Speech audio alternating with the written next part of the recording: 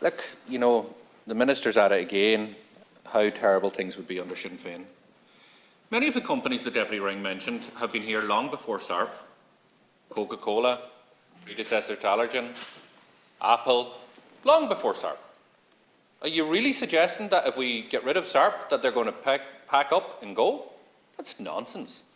The taxation proposal we have on individual incomes above €140,000 brings the effective rate still below what it was in 2014, when many of these companies were here in the first place.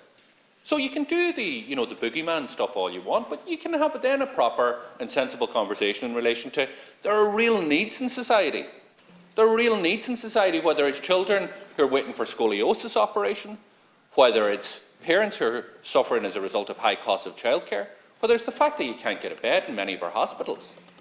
And therefore you need to look at how you're going to resource them and have a proper conversation in relation to what will, instead of this kind of thing of boogeyman. Can you imagine if I stood up here, Minister, and says, you know what we should do?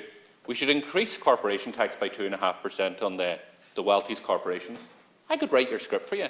That's going to, terrible Sinn Féin wanting to create jobs. You're the Minister who negotiated that.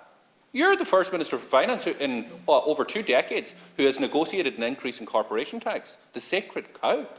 Like, you're the fellow who slaughtered it. Like, that's the reality, but I'm not criticising you for it. Well, like, don't come in here with this scaremongering stuff. I'm talking about having a proper, sensible discussion and a recognition that the change at the OECD level in terms of taxation has eroded our competitiveness. We can still maintain that. But the biggest issue that faces us in terms of attracting new investment is housing. And don't listen to Sinn Féin. You'll have this, Sinn Féin, this, that and the other. Listen to what business are saying.